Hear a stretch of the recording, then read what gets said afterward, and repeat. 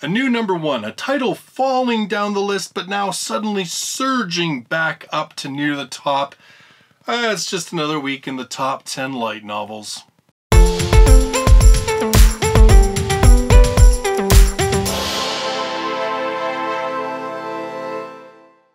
Hello everybody and welcome to the weekly countdown of the top 10 best-selling light novels in Japan.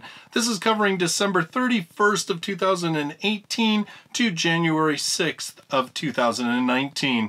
I'm Justus R. Stone and my channel is all about light novels.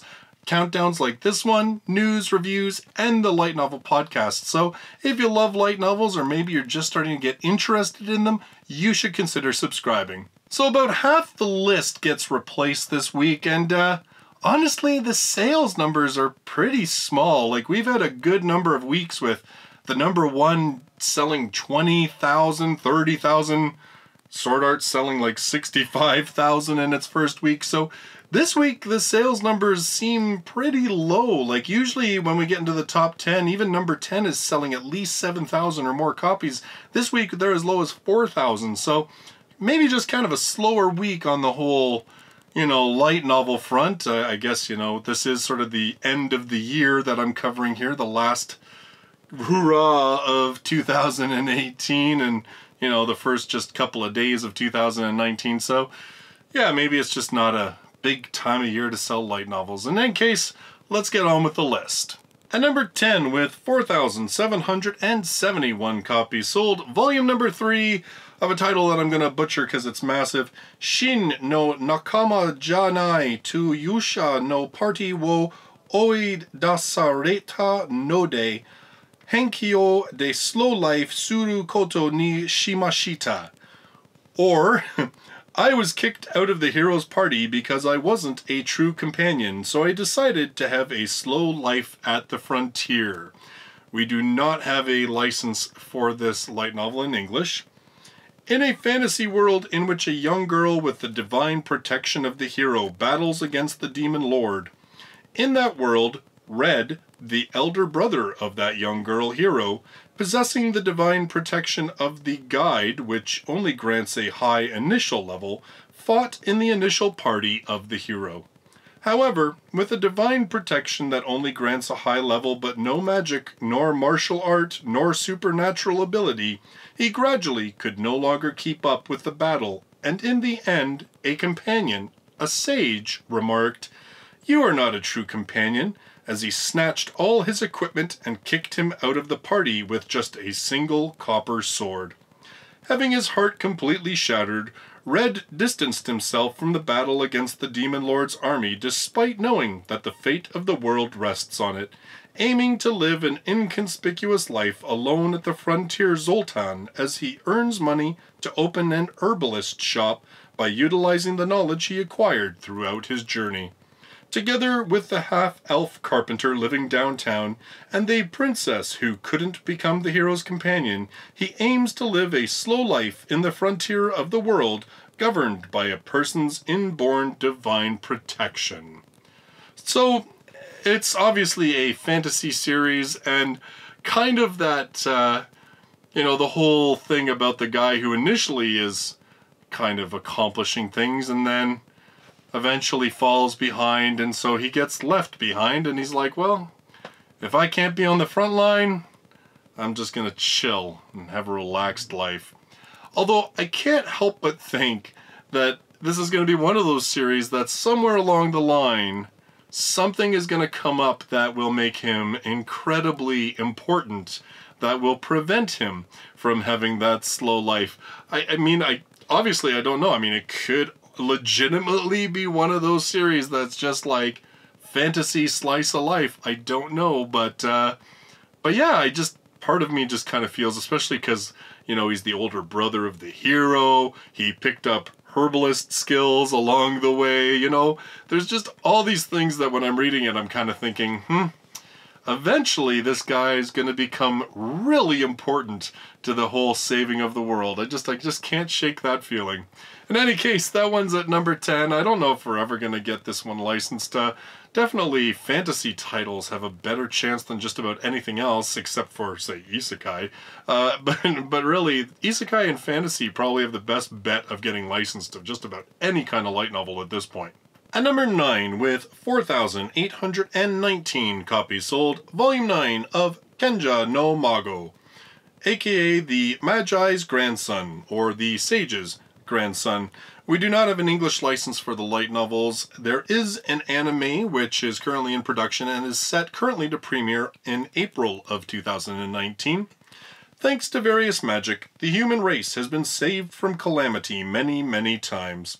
Retaining his memories from his previous life, a boy, Shin, was picked up by an old man known to the world as a Magi. Shin was brought up by the Magi, who had retired to a secular place as his own grandson. With the memories of his past life, he absorbed the Magi's craft and grew to be able to develop his own magic. Then the grandfather told him he has to become independent when he reaches the age of 15. "Ah, I forgot to teach him common sense." The grandson who has grown beyond the level of normal people lacked common sense, the common sense of the world. So to learn how to socialize, he goes to Earlshide Kingdom City to be admitted to Earlshide Advanced Magic Academy. So an isekai fantasy type series. I've talked to some of you, because this one's been in the top 10 a number of times, and you know, I asked in previous videos, like, common sense, like what exactly? And most of you were saying that the common sense that he really lacks is having no understanding of just how stupidly OP he is in comparison to everybody else. So it's not like he's like just completely naive and ignorant of the entire world, but he just doesn't understand how the world generally works in terms of magic and such, and he just kind of assumes that what he can do is not abnormal when it's extremely abnormal. Again, this one, isekai, fantasy, and getting an anime, all pretty good ingredients for us potentially to get this one licensed at some point, not to mention, you know, hitting the top 10 on a regular basis for each volume. So you put all those things together and it's kind of like the magic licensing pie.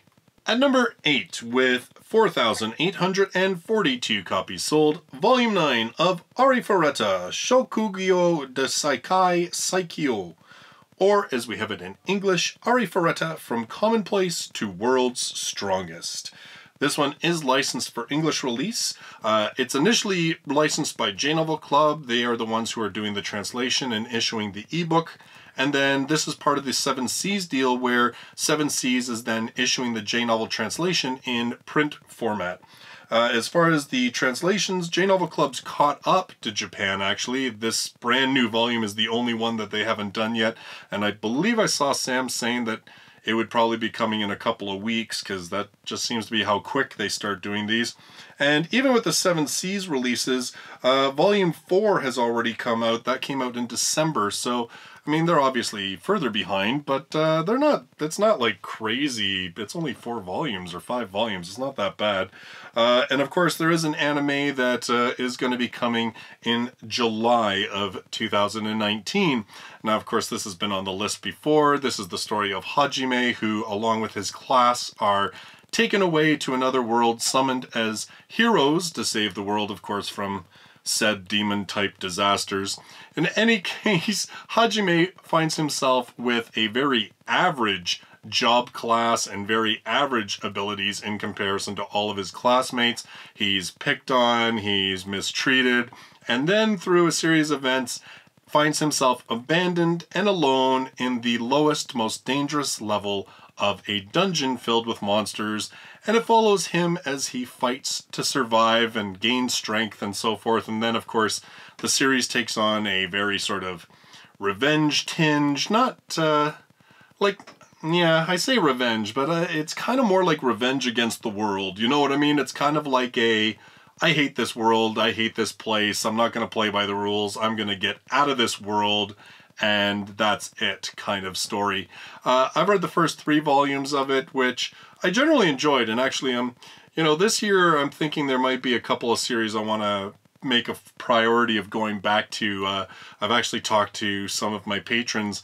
I'm using my patrons as kind of my choose what I should read group, because honestly I have a hard time deciding sometimes with so many light novels, and I'll probably be doing the same thing, as using them as my test group for like, hey, what series that I haven't read in a long time do you think I should pick up another copy of?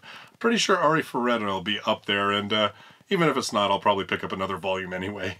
At number 7, with 4,976 copies sold, Volume 1 of the Seishin Buta Yaro series, or as we know it in English from the anime, Rascal Does Not Dream of Bunny Girl Senpai. There are 9 volumes currently in Japan. At this time there's no English license for the light novels, but this is a series that just has to get licensed at some point this year. I mean, it just has to. It just has to. The anime did air on Crunchyroll, had 13 episodes. It covered volumes 1 to 5, and it's still well in the news because there is a movie coming in the summer, and it's going to cover volumes 6 and 7 of the light novels. So still quite present. This one, of course, caused a big stir in the anime community. You know, I would say that our Bunny Girl Senpai became, well, probably the waifu of the season, if you want to go by what I was seeing posted on Twitter. Puberty syndrome, abnormal experiences rumored on the internet to be caused by sensitivity and instability during adolescence. This year, Sakuta Azusagawa, a second-year student at a high school near Enoshima, meets several girls that are experiencing this puberty syndrome. For instance, he meets a wild bunny girl in the library. She turns out to be an actress on hiatus, Mai Sakurajima, who is also his senior at the school. For some reason, no one else can see this enchanting girl. How did she become invisible? As Sakuta searches for answers to help Mai, they spend more time together, and he eventually learns of her hidden feelings. This is an unusual story that takes place in a town of bright skies and glistening seas, where Sakuta encounters various intriguing girls. So as far as I understand it, each volume is kind of like a different, focuses primarily on a different girl and her problems, and Sakuta helping them through it. I know the anime, aside from just, having Mai as the chosen waifu and Sakuta's, I think, little sister, if I get it right. I didn't watch it because I'm fingers crossing that we get it licensed, but I believe his little sister caused just about as equal a stir in the whole protect type of community in the anime section of life. In any case, this series, like I said, just given how absolutely popular it turned out to be with English audiences, and the fact that it's got the anime, it's having another movie, and all the rest of those kind of things, like this one's just got to be licensed by somebody sometime this year. I just cannot see us getting through. Heck, I don't think we'll even get through the first 6 months of the year. Well, when's Anime Expo? It's June. Okay, so maybe we'll get through the first 7 months of this year, and we'll see this one licensed. At number 6, with 5,527 copies sold, Volume 30 of Hidan no Aria, or as we know it in English, Aria the Scarlet Ammo. As far as I know, there's no active license for this in English. There was an anime series a number of years ago. This one about a high school that trains armed detectives. The main character, as I hear from some of you, has kind of an ability that he can exceed physical limits and such if he is stimulated in the right way. It's a light novel, you guys can figure it out. In any case, and then of course it follows sort of him in this high school and, the top student who is Aria and all that kind of stuff. We've talked at length about the weird sort of situation with the licensing of this one, that it was licensed by, I think it's called Digital Manga. Anyway, for whatever reason, they put out 2 volumes in ebook format, and that was it. And that was years ago. I think the second one they put out in like 2014, if that. And there's been nothing since, and no word of anything since. So I think this one's kind of stuck in licensing hell for a good long while at this point. And even then, with the way things are, I don't know if a publisher is going to pick it up when it has 30 volumes. English publishers are certainly getting way more into light novels and getting them into English officially, but they still seem to be pretty gun-shy about these really long series, and, well, I guess I can't technically blame them, even though I may want some of those long series in English. At number 5, with 5,757 copies sold, Volume 3 of Hige wo Soru Soshite Joshi Kosei wo Hiro, or I Shaved, Then I Brought a High School Girl Home. And this one, there's no English license for the light novels. Now, this one, it's kind of notable because I don't recall having seen this on the top 10 before, like volumes 1 or 2, but this was number 4 on the Bunkobon list on Kono Light Novel ga Sugoi, the most recent Kono Light Novel ga Sugoi. So it places in Kono Light Novel ga Sugoi, and then now we're volume 3, which is the newest volume that's just been released, is hitting the top 10. Coincidence? Yeah, I don't really think so. Broken-hearted and drunk, Yoshida, a 26-year-old salaryman, stumbled upon a runaway from home high schooler on his way back from the bar. Hey you, JK. What the heck are you doing out here? Go home already. Uncle, let me stay at your place for the night. You can do that to me if you let me stay. If you meant that as a joke, it's not funny. I'm not joking. It's fine by me. Then allow me to tell you that I have no interest in brats. Then just let me stay. So, yep, it's basically a runaway high school girl crashing at an older salaryman's house, and I don't know, forbidden. I was gonna say hilarity ensues, but I don't know if that's a legitimate thing here. Maybe it's more like questionable moral acts. Questionable relationships ensue. I don't really know. But like I said, I kind of had to laugh when I saw this was on the list, because I've been doing this, covering the top 10 for over a year and a half now, and I was kind of looking at it, I'm like, I don't remember volumes 1 or 2 ever being on this list, and suddenly Kono Light Novel ga Sugoi, and boom, volume 3 is on the list, so we'll see. I don't know if this is going to be one that gets licensed. I mean, it's definitely a slice of life, but when you add in that whole questionable potential relationship aspect, I think there's a lot of other slice of life titles in the light novel body of work that probably are a lot more likely to be picked up before, say, something like this. At number 4, with 8,137 copies sold, Volume 14 of Dungeon ni Dei wo Motomeru no wa Machigateru Daroka. Or, as I can say much easier in English, is it wrong to try to pick up girls in a dungeon? This one licensed for English release by Yen On. They've currently released 12 volumes. Volume 13 is slated to come out March of 2019, so really, we're only 2 volumes behind the Japanese release on this one. There is a 13-episode anime which covered the first 5 volumes of the series. There's also an original movie that is, I think, still coming out. They've announced it. I don't think it's actually released yet. And there's all sorts of rumors that there might be a second season based on sort of the popularity of this. And I'm thinking it's going to probably hinge on how the movie's received. If the movie does well, I think we are probably going to see a second season. But, well, we'll see. This one, of course, has been on the list for several weeks now. The story of Bell Cornell and his rising to try and become a top-rank adventurer in the city of Orario, which is built on a dungeon full of monsters. Although, funny enough, this series, given the fact that it's dungeon in the title and dungeon is a main part of the setting, not a lot of stuff actually happens in the dungeon. It's a whole lot of stuff not in the dungeon. But in any case, it's still definitely one of my favorite series, a series that I have very, very much enjoyed, and it's a pure fantasy series, but it's cool because, to me at least, I mean, maybe other people disagree, but I find it's really cool because it is a pure fantasy, but the world building allows it to still have some of the type of game mechanics, or like, you know, role playing D&D type mechanics of like leveling up, special abilities and stuff like that.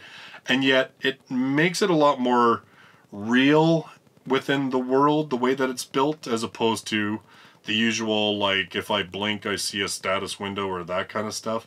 In any case, it's always a series that I recommend because it's very well written, and it has some really good characters, and the Belle is just put through some very cool and stressful paces in the series. At number 3, with 11,165 copies sold, Volume 18 of ReZero Kara Hajimeru Isekai Seikatsu, or as we have it in English, ReZero Starting Life in Another World. This one licensed for English release by Yen On. They're going to be releasing Volume 9 in February of 2019, which at that point I believe will catch us up with the anime, which is good because I've not watched any of the anime because I didn't want to spoil any of it.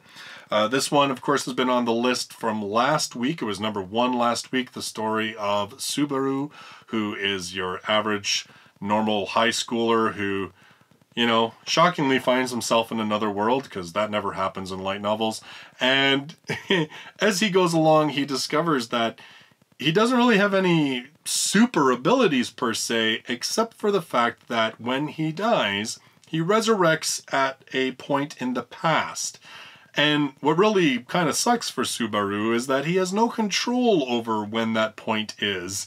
And of course, it gets into all sorts of different things. Like the main story has him befriending this girl who is in competition to become the next king, the next ruler of the country that he's in.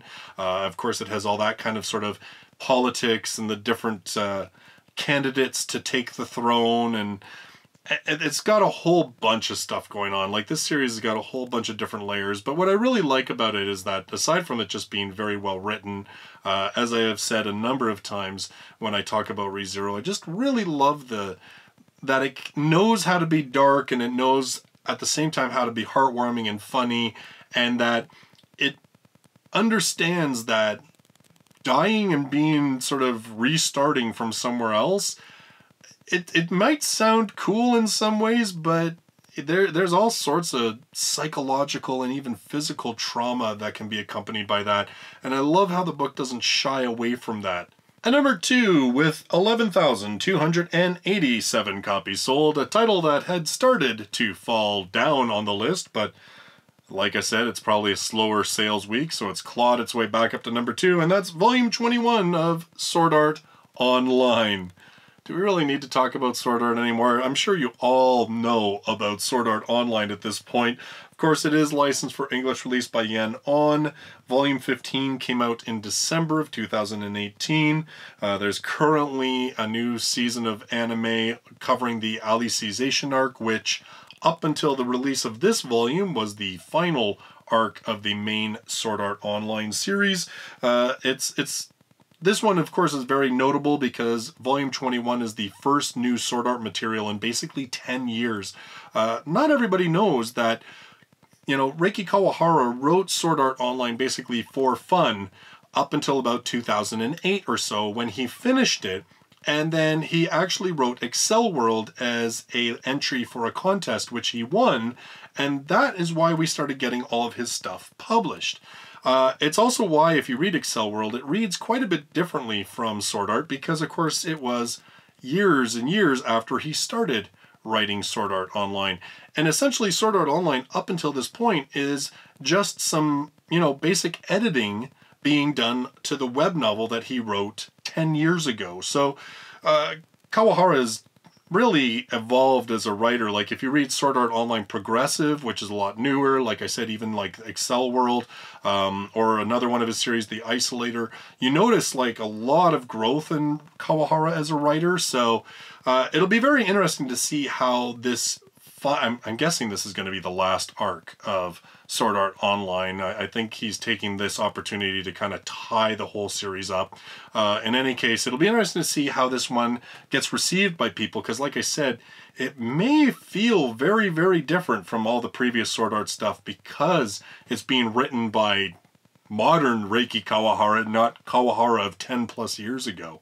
Finally, at number 1, with 13,466 copies sold, Yakusoku no Neverland, Mama Tachi no Tsuisukyoku, or The Promised Neverland, Mama's Reflection Song. Now, this is actually the second light novel based on the Promised Neverland series, which started as a manga. Now, the manga we do have licensed by Viz, and right now there is an anime adaptation airing based on the manga. As far as the actual main series, Emma, Norman, and Ray are the brightest kids at the Grace Field House Orphanage, and under the care of the woman they refer to as Mom, all the kids have enjoyed a comfortable life. Good food, clean clothes, and the perfect environment to learn. What more could an orphan ask for? One day, though, Emma and Norman uncover the dark truth of the outside world they are forbidden from seeing. So this series has some fairly dark elements, as I understand it. I have heard a lot of very good things about the manga. It's actually a series that I've been thinking I want to try and pick up and read this year. Or maybe I'll just watch the anime, or maybe I'll read the manga first and then watch the anime. Who knows? In any case, it's definitely a story that I'm interested in checking out. Now, in terms of the light novels, as I understand it, I believe the light novels are set like after the manga. Like, I know the first one, it was kind of like a reflection of a character set after the events of the manga. At least that's the gist I got of it. There's not a lot of information about the light novels. This one too, like when you read the Google Translate, it seems more like it's set kind of after the major events of the manga, and it's almost like an introspective, or, you know, people taking a look at the events that happened and so forth. And I guess really the light novels, like most light novels that are based on manga, are meant just to be kind of like a supplement to the main story, not necessarily, you know, required reading. At least that's the gist I get. If you're really familiar with this series, if you know more about the light novels, I'd very much like to know, because as I said, right now it's been kind of hard to find some really solid information on what the light novels are in relation to the manga. This week, I want to say a special thanks to Michaela Werner, Philip Vosselberg, Mirage GSM, and Ricardo Matos, and all the rest of my patrons over on Patreon, whose continued support allows me to buy books to review for the channel, pay for upgrades to the equipment, and pay for additional hosting for the Light Novel podcast so we can get it on as many platforms as possible. And also, as I stated earlier, they're going to start making a much more active role this year in helping me decide what I'm going to read, because, wow, there's just so many choices. In any case, again, thank you so much for all of your continued support. Don't forget that I just posted a brand new episode of the Light Novel Podcast. My next video is going to be a review of the latest in the Monogatari series, Oni Monogatari, and I will, of course, be back with the countdown next week to see what stays and what goes and what's at number 1. Thanks for joining me in this video. I look forward to seeing you in the next one. Till then, bye-bye for now.